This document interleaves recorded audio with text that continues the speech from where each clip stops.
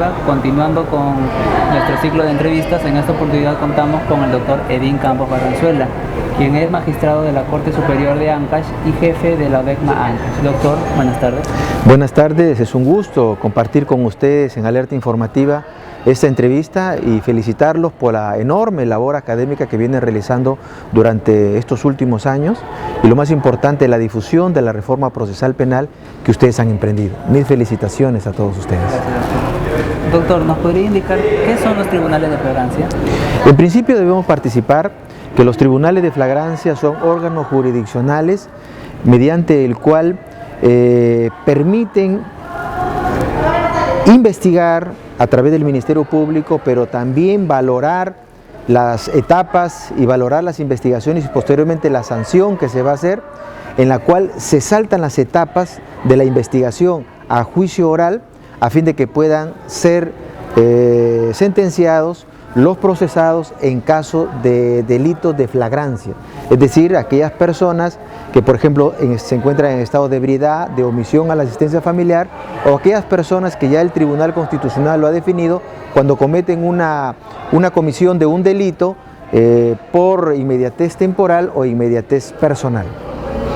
Doctor, ¿y se vienen cumpliendo con el cometido por el cual fueron implementados estos tribunales? Bueno, en principio debemos indicar que los tribunales de flagrancia fue una propuesta justamente del Poder Judicial a fin de poder modificar los procesos inmediatos. Los procesos inmediatos son aquellos procesos especiales mediante el cual ya no existe un proceso penal común. Ya no existe esas tres etapas que existen, como es la investigación preliminar, la investigación intermedia y el juicio oral, y en este caso, en los procesos inmediatos, existe una sola investigación, e inmediatamente se salta de proceso, digamos, prácticamente se va al juzgamiento, porque a través de estas unidades delictivas de tribunales de flagrancia, se permite que a una persona que es encontrado, por ejemplo, con las manos en la masa, en plena flagrancia delictiva, inmediatamente el señor representante del Ministerio Público inicia el proceso inmediato ante el juez de investigación preparatoria y previo cumplimiento de los requisitos que establece el Decreto Legislativo 1194, por ejemplo, un test de proporcionalidad, por ejemplo, un tema de legalidad, un tema de la legalidad de la detención y que efectivamente se cumplan los presupuestos del artículo 259 del Código Procesal Penal, el juez declara fundado el requerimiento de proceso inmediato y continúa con el procedimiento a fin de poder derivar el expediente, en este caso al juez unipersonal, para que éste haga el control preliminar de la acusación y luego inmediatamente este juez unipersonal o colegiado insta al juicio oral, de tal manera que estos procesos inmediatos acortan los plazos respectivos que tiene un proceso penal común y que en cierta parte son muy buenos, porque por ejemplo un proceso penal común ordinario muchas veces demora 6 meses, 1 año, hasta año y medio en algunos distritos judiciales. Sin embargo, ahora con los procesos inmediatos, cada proceso puede durar con las salidas alternativas como es la terminación anticipada o el principio de oportunidad, muchas veces en 24 horas, 48 o 72 horas, de tal manera que el juzgamiento ahora es bastante célere y también permite que sea además más transparente, cuidando por supuesto la garantía constitucional del debido proceso, la tutela jurisdiccional efectiva, así como también el irrestricto derecho de defensa que tiene cada imputado. Okay. Ahora pasando al tema sobre la reforma, doctor, ¿nos podría comentar a partir de la implementación del nuevo Código Procesal Penal en Ancash cómo han ido cambiando las cosas a lo que era antes? Bueno, en principio debemos indicar de que el Código Procesal Penal tiene ya más de 6 años. El primer distrito judicial que se implementó fue en Guaura y paulatinamente se ha venido aplicando en diferentes distritos judiciales y Ancash participó de su vigencia el 1 de junio del año 2012, es decir, a la fecha tenemos 3 años con cerca de 8 meses. Y esto ha permitido que el Código Procesal Penal sea una poderosa herramienta para poder luchar contra la delincuencia, cualquiera de estas modalidades, contra la corrupción, contra el sicariato, contra la extorsión, contra las organizaciones criminales, entre otras. Lo que sucede es que algunos actores u operadores jurídicos del Código Procesal Penal muchas veces no se encuentran actualizados para poder aplicar con un conocimiento exacto y con precisión lo que la reforma establece. El código como instrumento jurídico es una buena herramienta para poder luchar contra esta lacra. Lo que necesitamos es que sus operadores se actualicen, que apliquen en forma cotidiana los principios de este código procesal a través del título preliminar, en la cual se establece que es oral, que es público, es contradictorio, es un código o un sistema penal de carácter acusatorio, algunos le dicen adversarial y garantista, pero que nos permite, lo más importante es que con celeridad podamos combatir la delincuencia en todas sus modalidades. ¿Qué recomendaciones le daría a los magistrados de Ventanilla que están próximos a implementar el nuevo Código Procesal? Mire, el gran reto que tiene la reforma procesal penal en el país indudablemente es la puesta en vigencia de este código en la capital de la República y en la provincia constitucional del Callao. Actualmente son 28 distritos judiciales en la cual está vigente el Código Procesal Penal, y el gran reto que tiene Lima, así como el Callao, evidentemente es la puesta en vigencia de este nuevo código. ¿Por qué? Porque Lima es prácticamente las 2/3 partes del país. Lima tiene la mayor cantidad de procesos judiciales. Lima es la ciudad emblemática en la cual allí va a ser la verdadera prueba de fuego.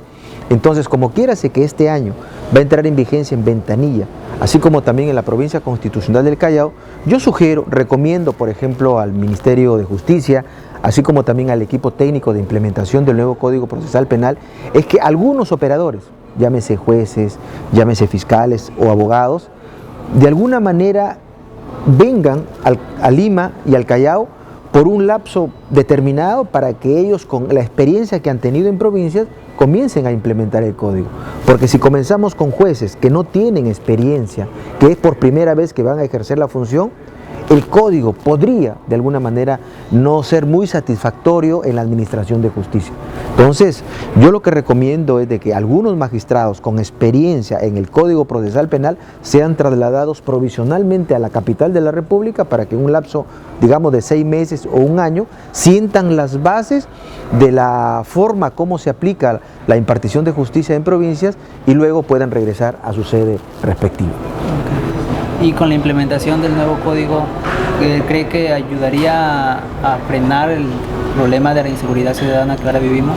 Bueno, uno de los principales problemas que tenemos en el país, indudablemente, es el tema de la inseguridad ciudadana. Miren, nunca como antes, los candidatos a la presidencia de la República, al Congreso o al Parlamento andino, como es ahora, se están preocupando tanto de la inseguridad ciudadana como en otras épocas. Antes, por supuesto, los temas de campaña eran diferentes. Por ejemplo, un candidato a la región o un candidato a un gobierno local, ¿la prioridad cuál era?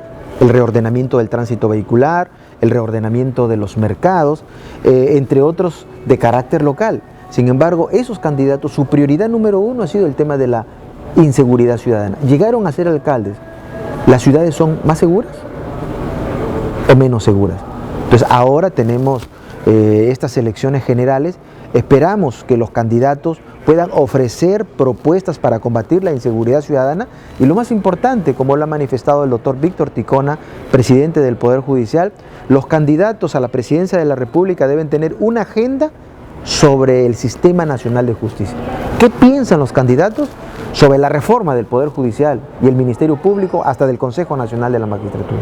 Deben haber propuestas sólidas y aquel candidato que gana la primera magistratura del país debe implementar en forma inmediata proyectos que deben tener para que la justicia llegue a las personas más alejadas del país, que la justicia sea más accesible a las poblaciones vulnerables y sobre todo que recuperemos la legitimidad de la credibilidad de los señores magistrados ante la opinión pública.